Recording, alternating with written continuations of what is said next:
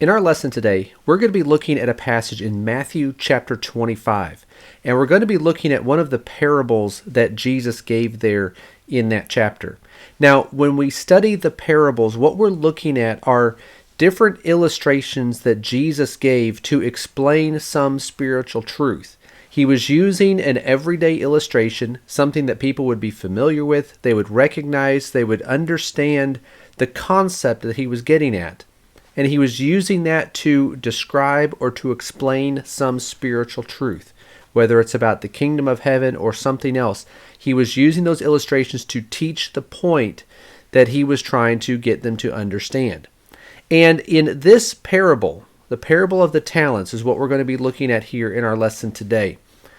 In this parable, Jesus described a man who was going on a journey and entrusting his servants or his slaves with his possessions to manage while he was gone.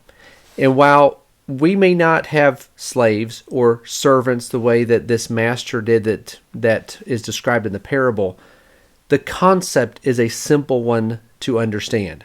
And so as we study this parable and we look at it, what we're going to see is that this man had 3 slaves that he was entrusting his possessions with them while he was gone. They were each given different amounts of money to manage. And as we study this parable, what we're going to do is we're going to try to identify what is the main point. What is the basic point that Jesus is getting at here? And then once we do that, once we understand the main point, what are some applications that we need to make for our lives today? So that's what we're going to talk about. But as we begin, we're going to start by reading through the parable. In Matthew chapter 25, verses 14 through 30. It's a little bit longer reading, but this will help us get this in our minds so that way we understand and we have this at the forefront of our attention of what we're looking at. In Matthew chapter 25, beginning in verse 14, Jesus said, "For it is just like a man about to go on a journey, who called his slaves and entrusted his possessions to them. To one he gave 5 talents, to another 2, and to another 1, each according to his own ability. And he went on his journey. Immediately the one who had received the 5 talents went and traded with them and gained 5 more talents. In the same way, or in the same manner, the one who had received the 2 talents gained 2 more. But he who received the 1 talent went away and dug a hole in the ground and hid his master's money." So here we have the parable being set up here. You have the master, you have 3 slaves. They were each given different amounts of money, either 5, 2, or 1 talent, based upon, as it says there, according to their ability. And the master goes away, and then 2 of the slaves get to work, managing that money and gaining money for their master, while the third one, who received the 1 talent, he goes away, he hides it, he does nothing with it. So then as the parable continues, Jesus said, "Now after a long time the master of those slaves came and settled accounts with them. The one who had received the 5 talents came up and brought 5 more talents, saying, 'Master, you entrusted 5 talents to me. See, I have gained 5 more talents.' His master said to him, 'Well done, good and faithful slave. You are faithful with a few things. I will put you in charge of many things. Enter into the joy of your master.' Also the one who had received the 2 talents came up and said, 'Master, you entrusted 2 talents to me. See, I have gained 2 more talents.' His master said to him, 'Well done, good and faithful slave. You are faithful with a few things. I will put you in charge of many things. Enter into the joy of your master.'" So we have now the first 2 of these slaves come up and they are giving an account of what they had done with their master's money while he was gone. Both of them were able to gain more than they were given. Both of them were praised by the master. But then we have the third slave come up. Then the one also who had received the 1 talent came up and said, "Master, I knew you to be a hard man, reaping where you did not sow, and gathering where you scattered no seed. And I was afraid, and went away and hid your talent in the ground. See, you have what is yours." But his master answered and said to him, "You wicked, lazy slave. You knew that I reap where I do not sow, and gather where I scatter no seed. Then you ought to have put my money in the bank, and on my arrival I would have received my money back with interest. Therefore take away the talent from him and give it to the one who has the 10 talents. So we see this slave thinking he doesn't want to lose what he was given. He doesn't want to squander his master's money, so he buries it in the ground and simply returns it to him when his master arrives. That wasn't what the master wanted him to do. He described him as a wicked, lazy slave.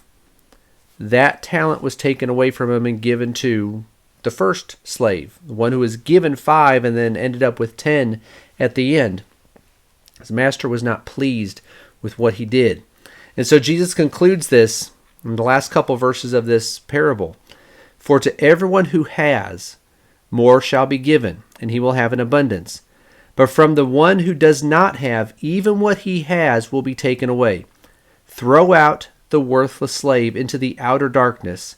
In that place there will be weeping and gnashing of teeth.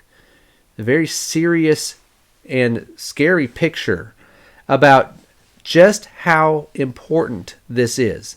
How the Lord expects us to not do what that third slave did, but instead be like the other two who were told, well done, told that they were good and faithful.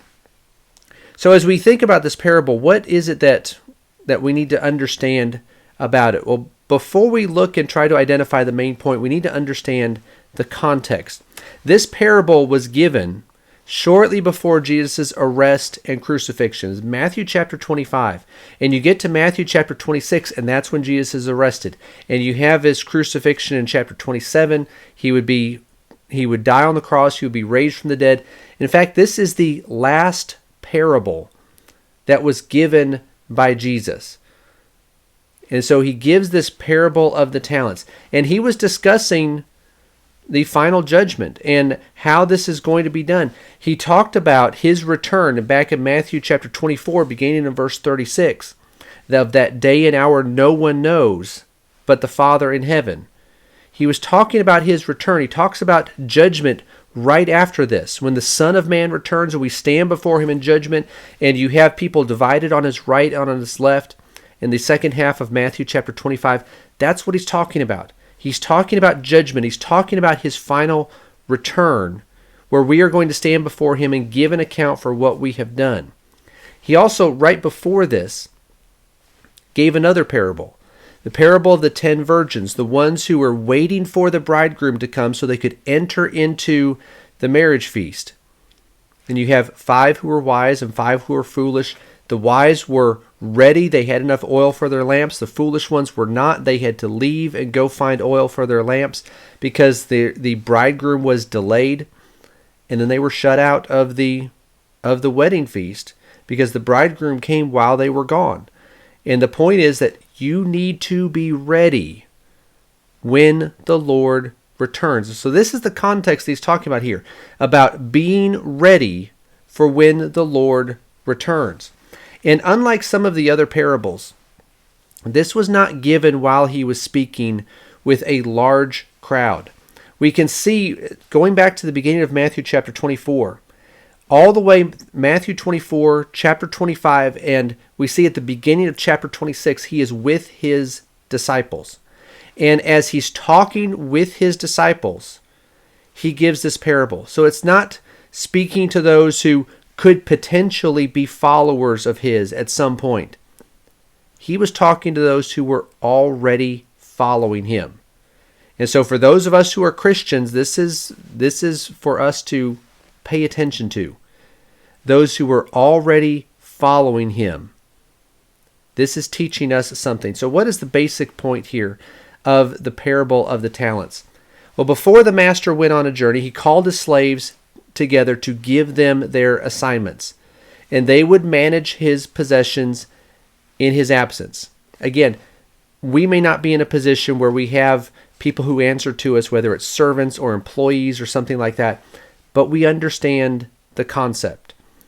They were given his possessions. They were going to manage them in his absence. A few points that we need to understand about this arrangement. Number one is that when these slaves were given these talents, the money or the talents that they were given still belonged to the master.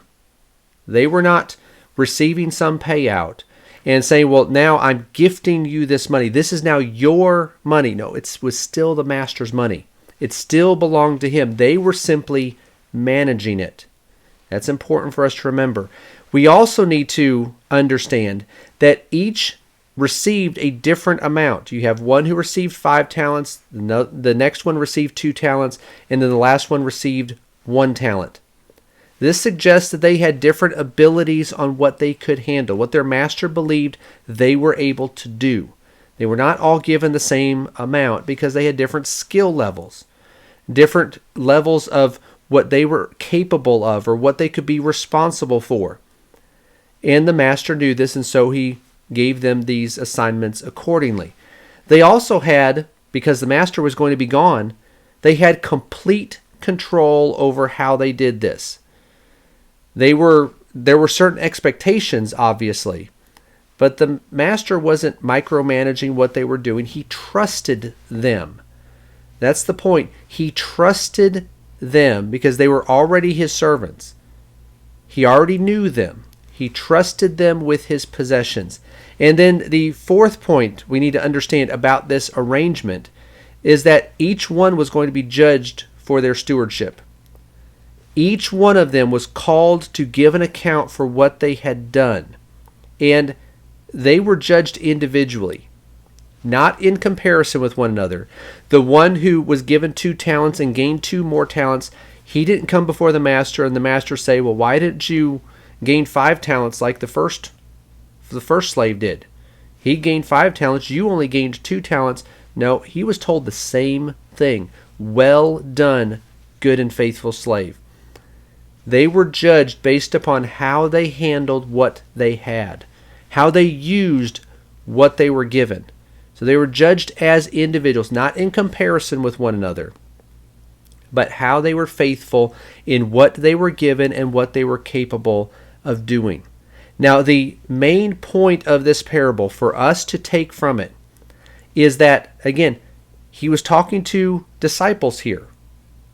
And so this is, the lesson for us as Christians is that each one of us has a responsibility to work in the Lord's kingdom to whatever capacity we are able to do that.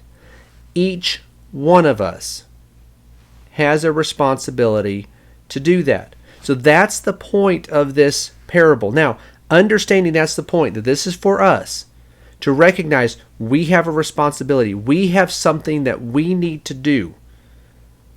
Let's go back and think about this parable in a little bit more detail. First, we need to understand what he means by talents and what the application is of that. When we hear the English word talents, we probably in our head immediately think of skills or abilities because that's how we use the term. In the parable, though, the talents were amounts of money. When the master gave the slaves these talents, either 5, 2, or 1 talent, he was giving them amounts of money that belonged to him that they were to manage. However, when we think about how this applies, we can take this parable and take those talents in the parable and by application talk about money or possessions or abilities or resources or time or opportunities or whatever it is that we may have. These, as we look to apply this is standing for whatever it is that we have that we can use in our service to God, what we can use to help carry out our responsibilities that he has given us. That's what these talents represent. So it could be money, it could be the possessions that we have, it could be the skills that we have, and something that we may not think about, it could be the opportunities that we have that nobody else has. That's as we apply this, that's how we can apply what these talents are about. And the slaves were given different amounts to manage. As we saw in the parable, it was each according to his ability, suggesting that the master knew they were capable of different things. They had different situations, different things that they were able to do. And so they were given different amounts of money in the parable to manage. And so they were going to manage that for the master. And then the 5-talent slave, the one who was given 5 talents, and the one who was given 2 talents, they went out, as we read there, and doubled their master's money. However, the 1-talent slave, he didn't do anything. Again, he returned it. He didn't lose it, but he didn't do anything with it. He took the talent, he took that amount of money that the master gave him and simply buried it in the ground and did nothing with it. Now, when the master returned, he called the slaves together to settle accounts with them. And the 5-talent slave and the 2-talent slave were both praised for their work. Both of them were told, "Well done, good and faithful slave." There was no difference between them. As we've already mentioned, it was not that the master saw that, well, here's the one who gained 5 talents. Look at how much better he is than the one who gained 2 talents. That, yeah, he did all right, but he didn't do what the one who gained 5 talents did. No, there was no difference. The one who got the 2 talents wasn't reprimanded because he didn't gain what the other slave did in gaining the 5 talents. There was no difference between them because they were doing what they were expected to do. They were managing what belonged to the master. They were exercising good stewardship, and they were both praised for that. The 1-talent slave, he returned the talent.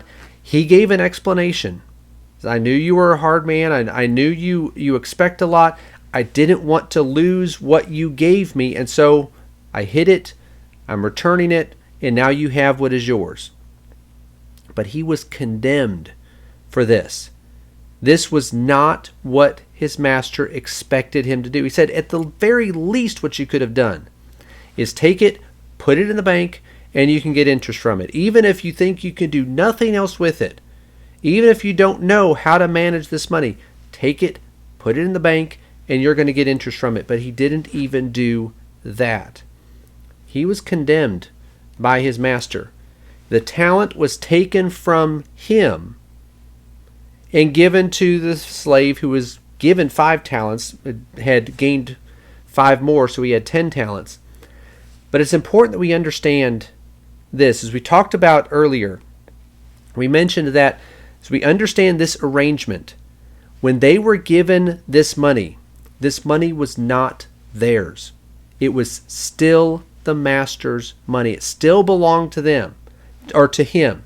And so they needed to manage this money in a way that was faithful, that would recognize that it was his money, not their money. And so when the master said, well, take this talent from this slave who was not faithful and give it to the one who has the 10 talents, he wasn't giving him some type of bonus. Say, well, here's some extra income, an extra pay that you're going to receive because, this other guy, he didn't do anything, so we're just going to give this to you. He's not taking the paycheck of the one guy and just receiving that for himself as a bonus. Instead, what he was receiving was more work and more responsibility, more to manage, in addition to what he was already given. Again, this was the master's money. They were managing his money. And so when you take the 1 talent and give it to the one who has the 10 talents now, he's not getting richer because it's not his money. He is being given more work and more responsibility. So what can we, as we understand this parable, what applications can we make for our lives as Christians that can help us as we strive to serve God, to be good and faithful servants of His? Well, first we need to recognize that we all have different abilities and resources and time and opportunities. This is very easy for us to see. As we think about whatever it is that we might do, whether publicly or privately, the things that are directly related to the service to God, whether it is preaching or teaching or leading in worship, or other things that we may do in serving others, and different things that we might do, or even we might work a certain job where we make more money and we can contribute more on the first day of the week to give to the church. Whatever it might be, we are all in different situations. We all have different things that we can do. We all have different resources. And again, what I mentioned earlier is something that we may not think about, the opportunities that we have, the people that we come in contact with that we might be able to influence.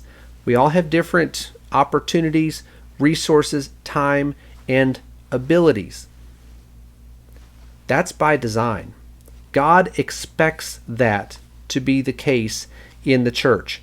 Over in 1 Corinthians chapter 12, Paul talked about the church and talked about it in terms of how the church is like a human body, where there are different parts and every part has different functions, but every part is important.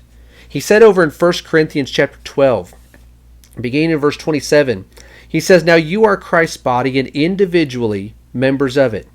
And God has appointed in the church first apostles, second prophets, third teachers, then miracles, then gifts of healing, helps, administrations, various kinds of tongues. All are not apostles, are they? All are not prophets, are they? All are not teachers, are they? All are not workers of miracles, are they? All do not have gifts of healing, do they? All do not speak with tongues, do they? All do not interpret, do they?" Well, the answer is, well, no. Not everyone's doing the same thing.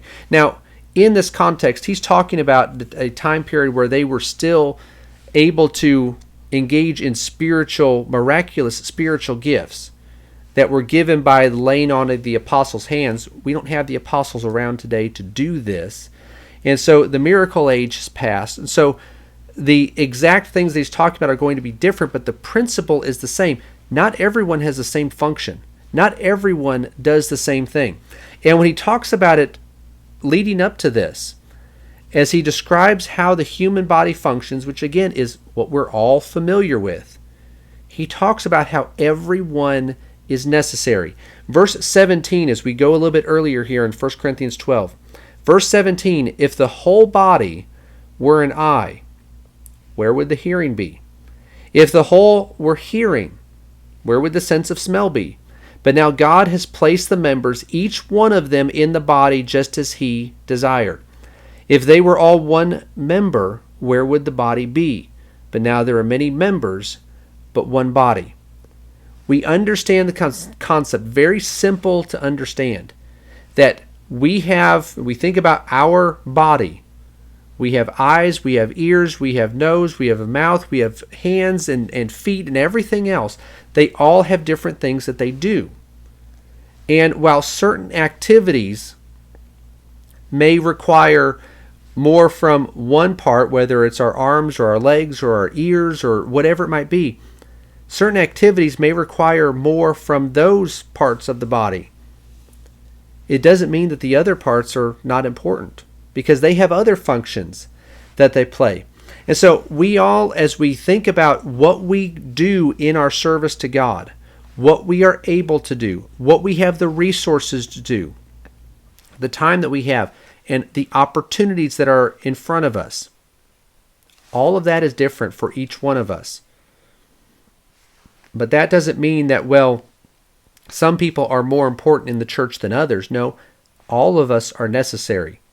All of us have things that we can do, and we need to be doing those things. And so as we think about, well, we have abilities, resources, time, opportunities, we need to recognize that as we have these things, we are stewards of them. Just as those slaves were stewards of what their master provided to them, we are stewards of these things. Peter described this over in 1 Peter chapter 4, verses 10 and 11. He says, "As each one has received a special gift, employ it in serving one another as good stewards of the manifold grace of God. Whoever speaks is to do so as one who is speaking the utterances of God. Whoever serves is to do so as one who is serving by the strength which God supplies, so that in all things God may be glorified through Jesus Christ, to whom belongs the glory and dominion forever and ever. Amen. We are to act in a way that brings honor and glory to the Lord.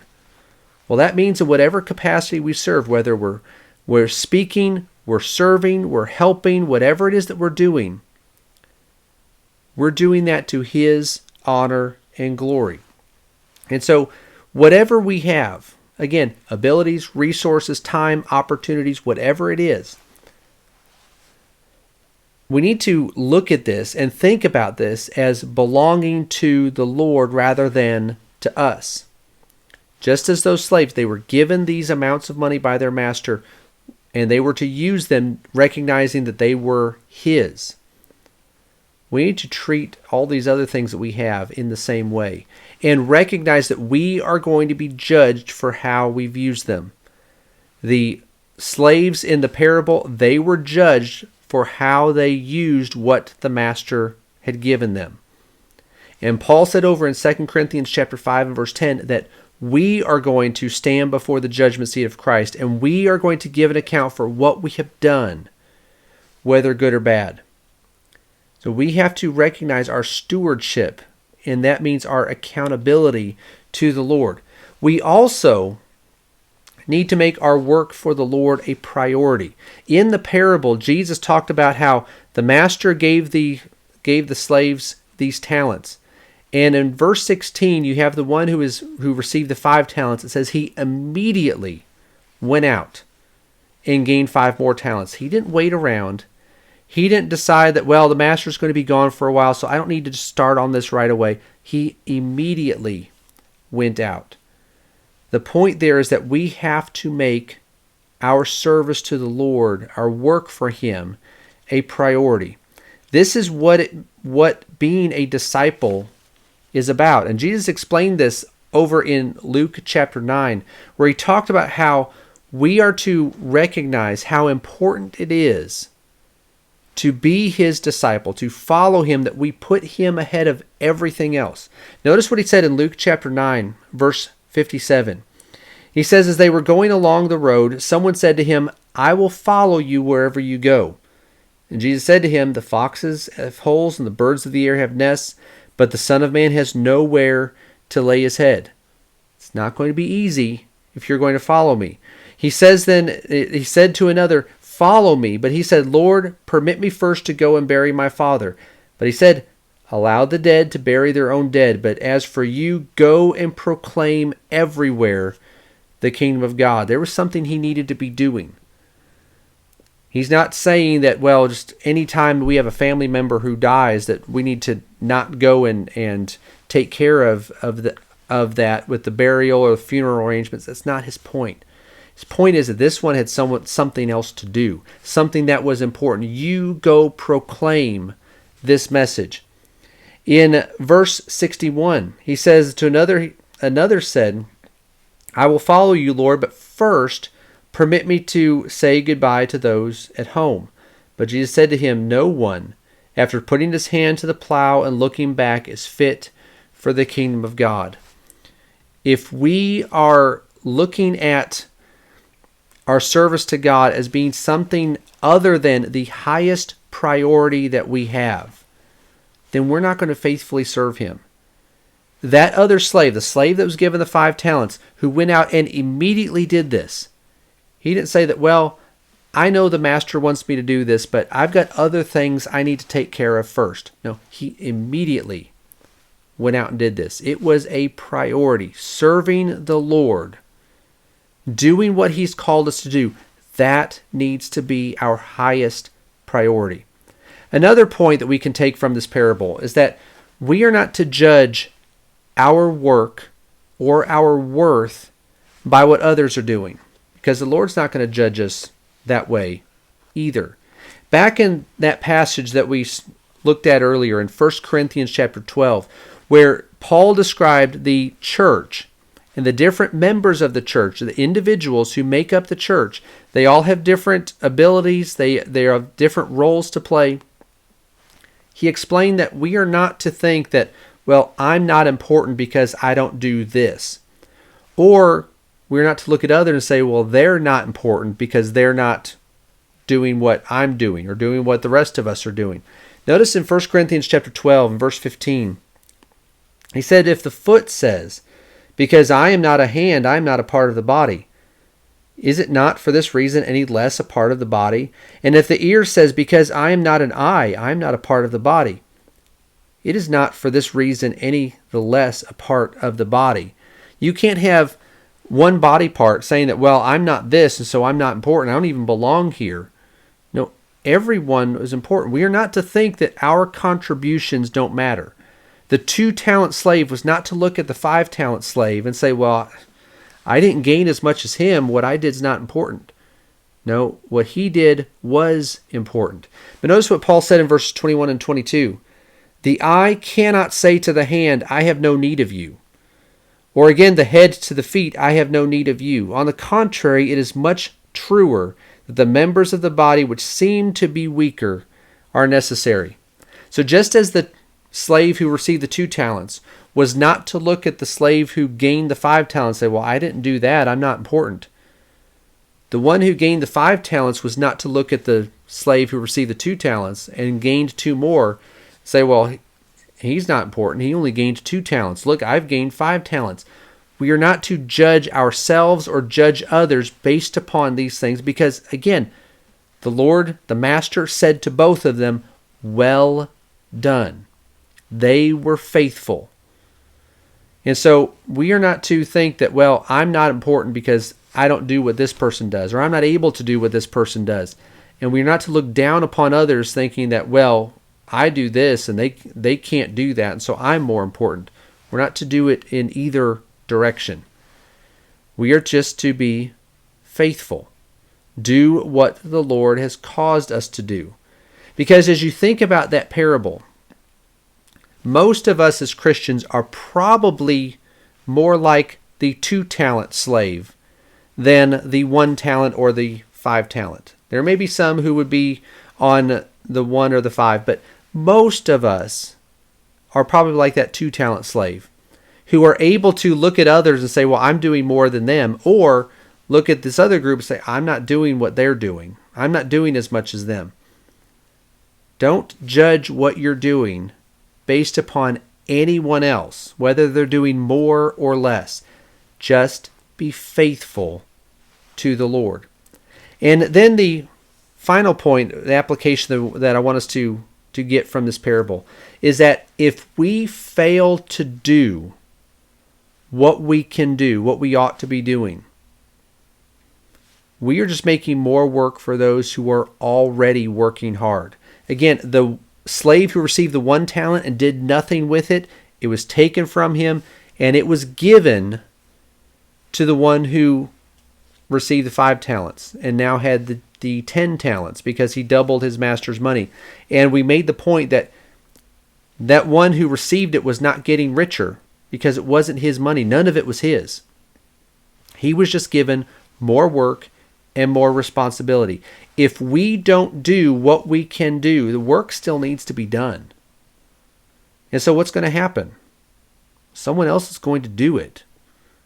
But oftentimes what happens, it's being done by someone who is already doing everything that they can do and everything that they really ought to be doing, because what now is being put on their plate is something that we should be doing.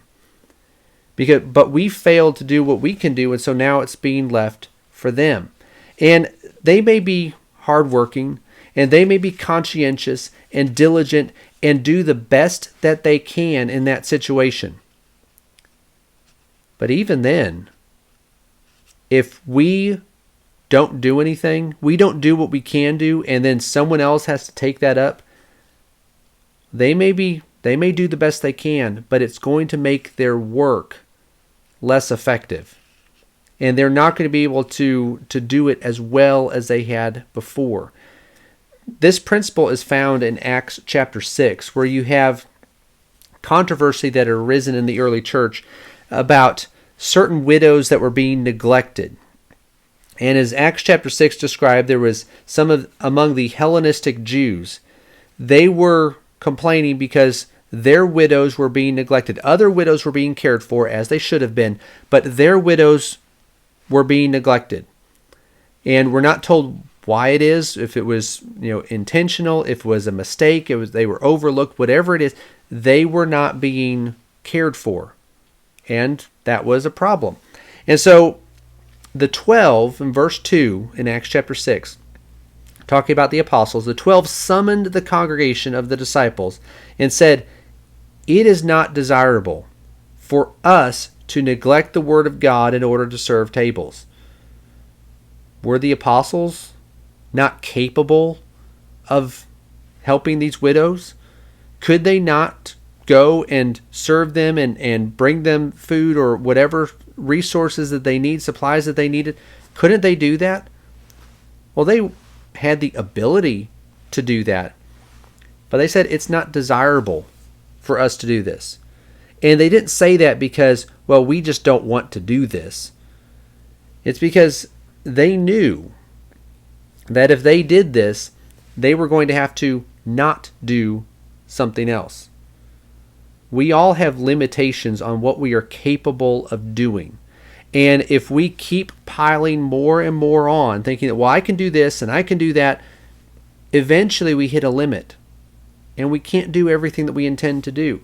And they knew that, well, if we were to go, it's not desirable for us to do this, not because we don't want to, not because we don't care about these widows, it's not because we are incapable of doing this, it's because for us to do this, we would have to neglect the word of God, which means neglect their work in proclaiming the gospel.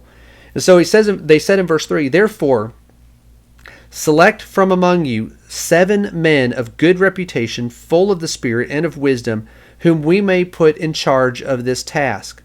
But we will devote ourselves to prayer and to the ministry of the word." You find individuals who can take care of this because they are able to do this.